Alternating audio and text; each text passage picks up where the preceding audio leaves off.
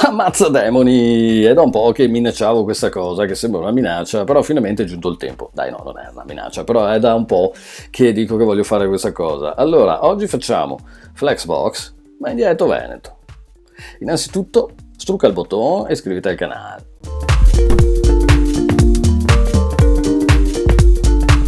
Allora, il dialetto veneto va detto as una lingua a tutti gli effetti, quindi mi del mio sono anche propenso a pensare che, anche se è corretto parlare la grammatica italiana in maniera fluida e consapevole, è comunque molto importante secondo me mantenere anche il contatto con quelle storie e tradizioni dei paesi, quindi secondo me i dialetti va conservare, quindi anche se potei magari va a imparare 1000 milioni di lingue, è giusto secondo me che impari anche il dialetto del proprio paese, soprattutto quando i dialetti radicali anche proprio c'è una consistenza, una lingua, ok? Mi parlo dialetto del Treviso Nord, nel senso che so del Treviso Nord, cioè proprio il casello dell'autostrada, mi abito sul casello dell'autostrada Treviso Nord, ok? Però siccome sono stato in tour con dei fioi che era da Badoere, da Bassan, la zona Badoere là, cioè è un fiamme missiotto, perché comunque è una zona che cioè un fia Venezia, un fia Padova, un fia Vicenza, un fia Treviso, Vicenza, capito? Quindi se mi devo dire sonar, che vuol dire suonare, mi viene a dire sonare, ok? Se devo dire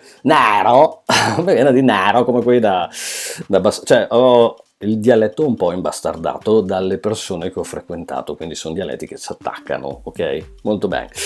Basta, questo è quanto. Quindi adesso, a prescindere da questo, proviamo a fare Flexbox in dialetto veneto. Un quo, che vuol dire oggi, voglio parlarvi di Flexbox, ma soprattutto di questa proprietà qua, del gap, no? Dello spazio che c'è tra e coeone. Quindi, parlando del spazio che c'è tra e coeone, giustamente, questo è l'esercizio, andiamo a fare un bel refresh e partiamo. È tutto proprio bello semplice in Flexbox. Perché c'è ancora coeone? Ah, perché noi lo cancellai, giustamente. Vabbè, ora facciamo che parto da qua. Non ho cancellato un cazzo, quindi molto bene. Tiro via un attimo, così ripartiamo da capo come Dio comanda, che è anche un div che non si casserà, molto bene. Scusami fioi, un po' va così, ok, tiro via, quindi avete visto l'esercizio prima che lo faccio, che bella storia. Va bene, allora, andiamo qua, allora faccio solita cartellina con le solite puttanate che ho messo dentro, tanto ormai conoscete sempre quelle, voglio dire, ok, basta guardare un video qualsiasi. Allora vado a mettere content.spacer per crearmi un filo di spazio, dopo metto qua, messo anche un commentino, anche no, e ora qua voglio creare un div che chiamo flex con molta fantasia e voglio inserire qua dentro il div flex, qua si mi ho messo un commento, se no capisco un cazzo dopo, and flex, ok, e qua dentro va a mettere una colonna qualsiasi. Su sta colonna qua va a mettere un H2 che in dialetto veneto il titolo si scrive titoeo, ok? Perlomeno dalle mie parti. Dopo, la buona notizia è che l'orem resta uguale, cioè sia in italiano che in dialetto veneto l'orem ipsum è uguale, non cambia niente, è sempre stesso, ok? E dopo qua faremo un botton lo conoscete tutti perché Mara Venier aveva sdoganato questo termine, ok? Quindi un button co dentro si scrive questa però ve la traducete se la cercate online, Areo Bauco, ok? Questa qua però ve la andate a cercare da soli.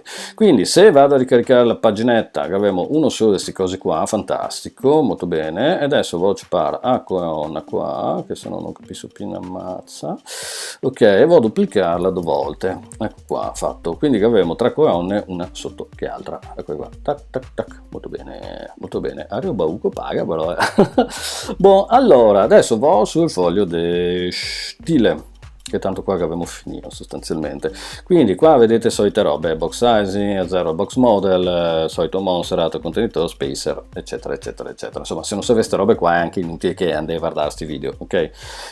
Oh, ma che cattivo. Ok, va bene, allora cosa devo fare? Ah sì, div flex. Sul div flex voglio dire che pensate un po' display flex, incredibile. Ok, e quindi succede questo, che elementi si mette uno a fianco all'altro. Adesso vi metto anche un coloretto qua sul content, metto un colore background a cazzo, ok, beige, si vede, così vediamo anche un attimo come si è fatto il contenitore, vedete? E il contenitore tiene tutto dentro, fantastico, meraviglia. Allora, per creare il gap, intanto in prima battuta vado a formattare un po' il colonne perché sennò non si vede niente, quindi colonne vado a dare un po' di padding, una trentina di pixel, dopo che do un bordo di un pixel solid BBB, ok, e anche il CSS resta uguale, sia in italiano che in dialetto. Ok, fantastico. Quindi adesso potremo vedere che cos'è tutto quanto messo al suo posto. Come faccio a creare il gap? Allora, per creare il gap uso la regola gap, né più né meno. Quindi scrivo gap qua e che dico magari gap 20 pixel. Cosa succede? Succede che ovviamente io creo un gap di 20 pixel e lo distribuisce, ok? Però questa qua è una roba fatta così ed è un po' problematica. Perché? Perché è problematica? È presto detto, perché se mi vo qua e vo a inserire un'altra colonna di queste, cioè c'è un'altra colonna che accasso dentro, sapete che Flexbox è un fia bastardo su sta roba, perché io cassa dentro tutto, quindi se diventa il 4, ma me ne voglio 3, voglio che la quarta vada a capo, col gap diventa un casino. Insomma, come gestimo sta roba qua? Vi ricordo sempre che in prima battuta dovevo andare a dire alle colonne che abbia una larghezza, quindi che diamo una larghezza, questa qua voglio fare 3 colonne, sarebbe 33.3 periodico, dovrebbe essere, quindi facciamo 32%, però se devo scrivere with magari anche aiuta, 32%, ok, e quindi le mie colonne non ne c'è un cazzo. Perché non ne frega un cazzo? Perché semplicemente bisogna ricordarsi che qua dovremmo fare il wrap, flex wrap, adesso non ne ci avrà un caso stesso, no, adesso sì, e rispetto alle misure, ok, e vedete che è andato tutto più o meno a posto, perché comunque che stiamo dentro, ovviamente dobbiamo tenere conto che, vedete che il gap quasi un attimo c'è pamaetto, perché c'è pamaetto il gap? Perché giustamente non basta riempire tutto lo spazio disponibile, addirittura se mi qua sotto il gap 30, vedete che probabilmente va a capo tutto, perché? Perché no che sta.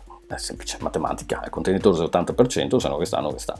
Se superiamo il 100% non che può stare, ok? Quindi, come useremo qua? Beh, sul gap cerchiamo di andare a recuperare quello che può essere spazio che manca, ok? Sul 32% del periodico e compagnia bella, possiamo fare un gap in percentuale, magari 1.99999% periodico, ok?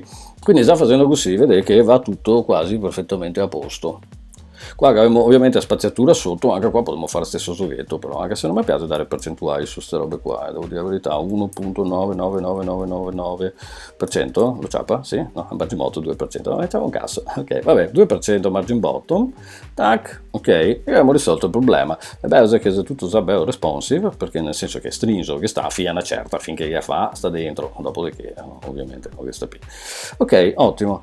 Buon ragazzi, ora questo qua è l'unico video che farò in diretto Veneto, tra l'altro adesso che vo a montarlo probabilmente risentendomi morirò da ridere da solo, mi farà tanto strano, ok? Comunque a prescindere da questo io vi saluto, vi ringrazio, spero che abbiate apprezzato questo video un po' divertente, nonostante probabilmente il 70% di voi non ha capito un cazzo di quello che ho detto durante tutto il video, però dai, il tutorial dovrebbe essere abbastanza comprensibile perché l'HTML e il CSS fortunatamente parlano una lingua a parte e non parlano in dialetto, ok? Noi ci vediamo alla prossima e come sempre see you next time guys.